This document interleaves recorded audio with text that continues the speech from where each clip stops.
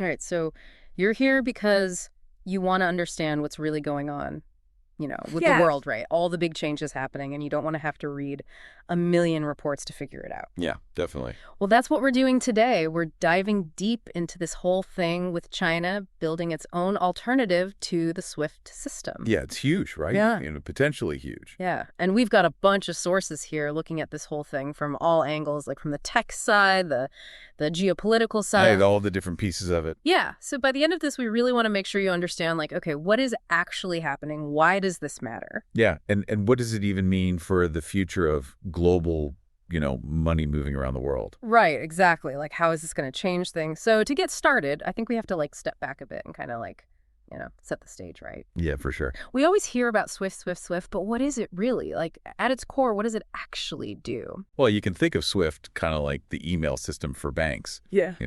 But it's like the super secure global version. Okay.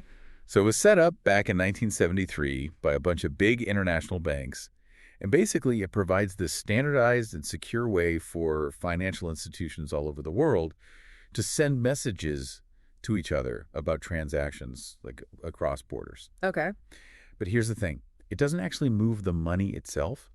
It just tells everyone how to move it. Ah, okay, so it's like the instructions. Exactly. And that's actually super important to keep in mind because it helps us understand why China's alternative is set up differently. Gotcha. Yeah, that makes sense. And, I mean, SWIFT has been the big player for, forever, right? It's almost like saying international finance is SWIFT. Yeah, pretty much. Yeah. And it's really closely tied to, the whole dominance of the U.S. dollars, what some people call the Washington Consensus. Right.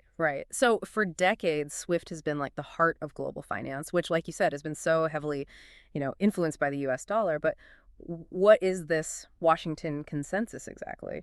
Yeah, so the Washington Consensus is this set of, free market economic policies that basically been, shaping global finance for a long time. Okay. And with the U.S. dollar and, institutions like SWIFT kind of at the center of it all because so many international transactions are done in dollars. Yeah. And SWIFT is the main way they communicate. So the whole system became really intertwined with U.S. economic power. Right. So it's not just about, efficiency or making things easy. It's Not just about that. Yeah, it gives the U.S. a lot of power in a way, right? Like the ability to, impose sanctions on other countries. Exactly. That's a really key point. Yeah. The U.S. has been able to use SWIFT as this really powerful tool to implement sanctions against countries that, they see as acting against their interests. Yeah, and one of the biggest examples that always comes up is Iran. Yeah, for sure. I mean, before the 2015 nuclear deal Right. being cut off from SWIFT, basically crippled their economy. It made it so hard for their banks to do anything internationally. It was a huge deal, and it really showed how much power SWIFT gives to the U.S. in a way. Right, and there were those discussions about data sharing too, weren't there? Like privacy concerns. Absolutely. Back in 2006, Belgian Commission actually raised some really serious questions about SWIFT providing tons of data to U.S. authorities for those, anti-terror investigations. Yeah. And it caused a lot of debate in Europe. A lot of people were worried about the privacy implications, Yeah. right? Because it kind of showed that a system that was supposed to be neutral could actually be subject to the influence of one country's, security concerns. So, I mean, given all that, it makes total sense that other countries would start looking for alternatives, right? And that's where China's system, CIPS, comes in. Exactly. So what can you tell us about that? What is it? Okay, so CIPS stands for the China International Payment System, and they launched it back in 2015. And it's basically their own system for making cross-border transactions, but using the yuan instead of the dollar. Okay. Or another name for the yuan is the renminbi. And their whole goal is to make these transactions happen more smoothly and, at a lower cost. Makes sense. And I think it's really interesting, the timing, right? Yeah. They launched it just as China's economic and geopolitical ambitions were, really starting to grow. Yeah, it's hard not to see the connection there. I mean, especially with all the, the friction between the U.S. and some other countries, Right. The sources mention Russia being interested in CIPS because of all the sanctions they've been hit with. Totally. And that's a perfect example of how appealing something like CRPS could be to countries that are, facing sanctions or trade disputes or other kinds of pressure from the U.S. or its allies. Right. Because it gives them a way to be less reliant on the dollar. Right. And, less vulnerable to those pressures. So they have more options. Exactly. And I think Russia really, highlights that potential benefit. Yeah. And another thing that comes up is the yuan being included in the IMF special drawing rights the SDR basket? Oh, yeah. Definitely, that was a big deal, and it definitely plays a role in boosting CIPS's potential. Yep. How does that work exactly? Well, I mean, having the yuan in the SDR basket basically means that it's becoming more important in the global economy, Mhm. right? So central banks around the world are going to be increasing their yuan holdings to match, the SDR's makeup. Right. And that means that they need a way to manage those holdings Hmm. and do transactions in yuan efficiently, and that's where CIPS comes in. Ah, I see. Yeah. So it's like perfectly positioned to take advantage of that whole shift. Exactly. So there's this like fundamental difference between Swift and CIPS, right? Like Swift is about messaging and CIPS is about. It's more than just messaging. Yeah. Yeah, that's a really key distinction. Yeah, we talk about Swift being this communication network sending instructions between banks, Right. but CIPS actually handles moving the funds, right? That's right. It does both. It handles the messaging and the clearing and settlement of transactions in yuan. So it's taking a much more direct role in the whole financial process. Yeah. And, just to give you an idea of how much it's being used by 2024, they had processed over 96 trillion yuan through CIPS, Right. which is something like $13.4 trillion. That's a lot of money. Yeah, so it's definitely growing. Yeah, so it's like CIPS is providing the financial rails, I guess you could say, but China's strategy goes way beyond just payments. Oh, absolutely. Yeah, that's where this whole concept of the digital Silk Road comes in. Right. So what is that exactly? Okay, so the digital Silk Road is this really broad and ambitious strategy. And it's basically about integrating digital infrastructure development with China's, bigger geopolitical goals. Okay. It's not just about, building faster internet or whatever. It's about creating a whole parallel digital ecosystem that can really support and extend China's influence on the world stage.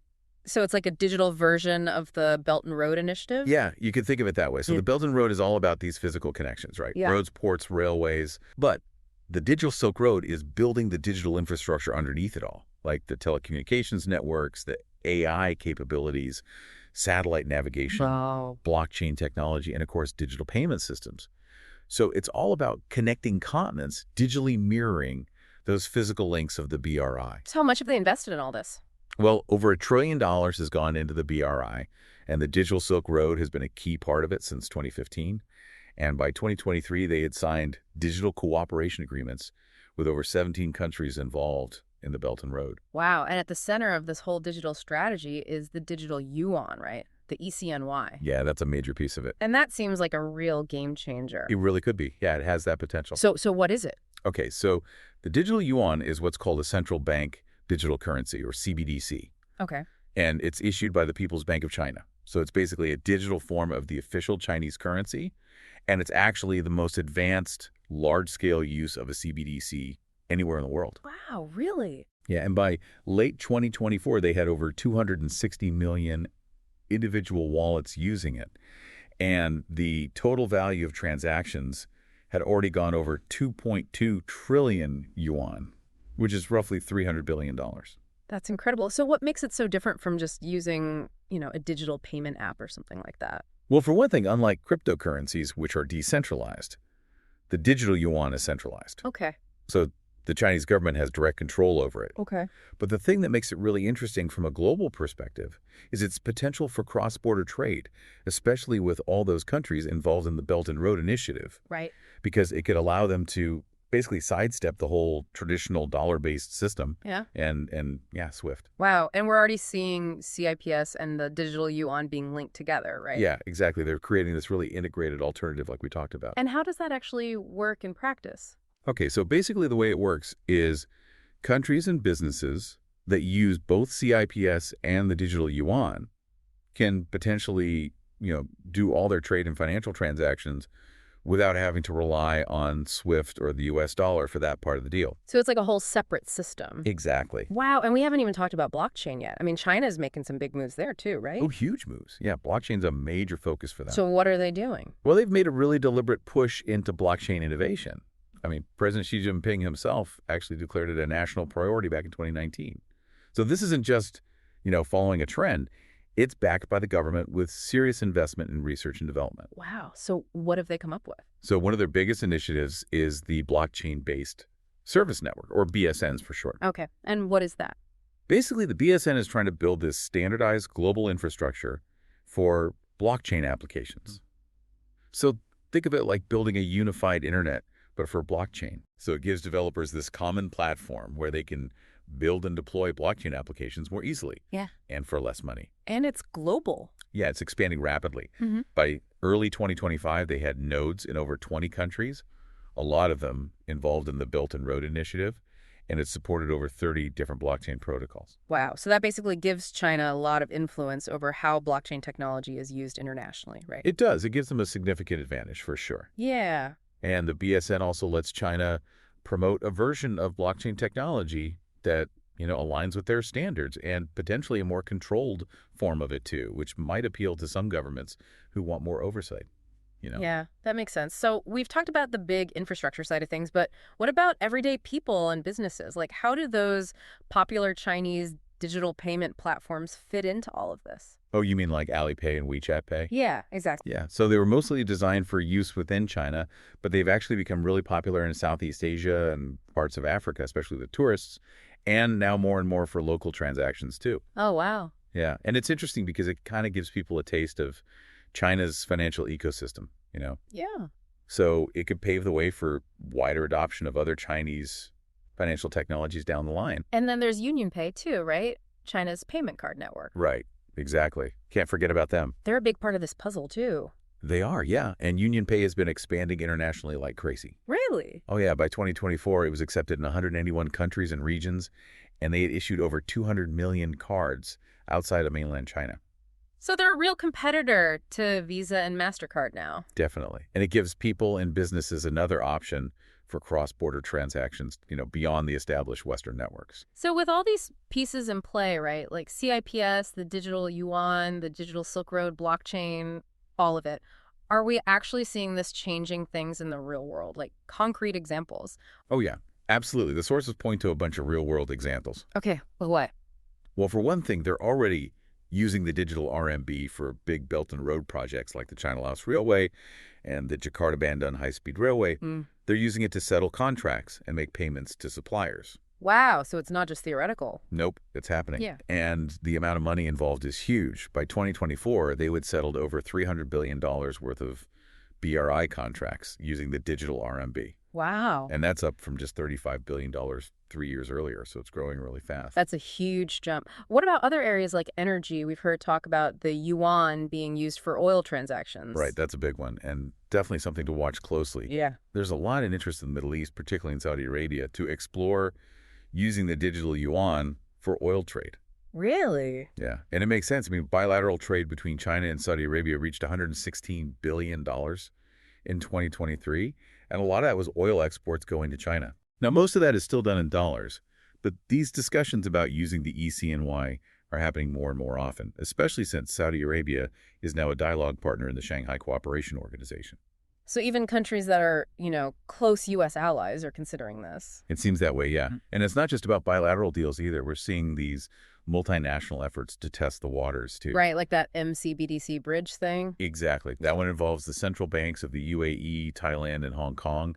And by early 2024, they had already done over 160 cross-border transactions using digital currencies, including the digital yuan, and that totaled over $22 million. Wow, and the UAE is pretty close to the U.S. They are, yeah. And it's interesting because they've actually gone a step further and started integrating some Chinese blockchain infrastructure into their financial systems. Really? Yeah, and they're running these pilot programs for trade with Chinese state-owned enterprises using the digital yuan. That's really interesting. Yeah, these kinds of experiments are important because they help everyone figure out if these alternative systems can actually work in practice. So is there any particular region where the digital yuan seems to be gaining the most traction? It looks like Southeast Asia is a key area, given that China is ASEAN's biggest trading partner. Right. So there's a natural reason for them to explore using the yuan more. Yeah.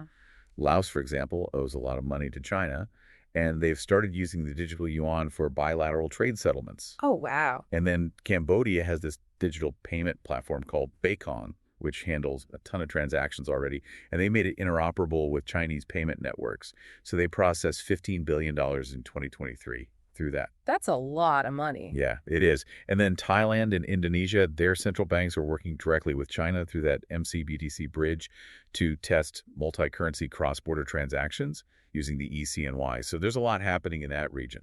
It's pretty amazing to see all this happening, right? Like it's almost like this whole parallel system is developing alongside the traditional global financial order. It is, and it's happening pretty quickly, too. But this isn't just about, upgrading technology or whatever. It's about something much bigger, right? Absolutely. It reflects a much deeper shift in the global, economic and political landscape. Yeah. And I think this desire for alternatives to the existing system, it partly comes from this, wish for a more multipolar world where financial power isn't so concentrated in one place. Yeah, that makes sense. So just to kind of recap everything we've covered in this deep dive, we started by looking at SWIFT and how it's the central player in global finance, Right. but it can also be used as a tool by a single country, Yep. to exert influence. Mm. And then China comes along with its growing global ambitions and develops CIPS as this, direct alternative for doing cross-border transactions in yuan. And all of this is happening within this larger framework of China's Digital Silk Road initiative, which is basically trying to build a parallel digital infrastructure across continents. Yeah, it's huge. And then there's the Digital Yuan, which is the most advanced CBDC in the world. Yeah. And it has the potential to completely change how we think about international trade, especially when it's used with CIPS. Right. And we're seeing this play out in the real world with those BRI projects, the discussions about energy trade, those multinational testing initiatives happening in Southeast Asia and the Middle East. Yeah, and I think it's important to emphasize that even though we don't know exactly what the long-term impact of all this is going to be, the scale and speed of what China's doing in this space is really significant. Definitely. And then you've got their development of blockchain infrastructure through the BSN and the fact that Chinese digital payment platforms are becoming more global. All of that is contributing to this changing financial landscape. Right. So I guess the big question for everyone listening is, Yeah, what happens next? Like, as China continues to build this new digital and financial infrastructure, what's that going to mean for the established global order? right, is this going to change how global trade works? What about sanctions? Will they still be effective? And who's going to hold the real financial power in the future? That's a lot to think about, right? Yeah, and the choices that individual countries make about, which technologies and systems they align with are going to be really important. Definitely. And I think it all goes back to what we talked about earlier, this whole idea of a multipolar world, right? Yeah, and how these different systems might end up competing with each other. Exactly. And how that competition could reshape globalization as we know it. So think about everything we've discussed today, the technology, the financial side of things, the geopolitics, how it's all interconnected and how these forces are going to shape the future and what role you want to play in it. Yeah. It's a fascinating time to be watching all this unfold, that's for sure. Yeah, it really is. All right. Well, that's it for today's deep dive. Thanks for listening. Thanks, everyone.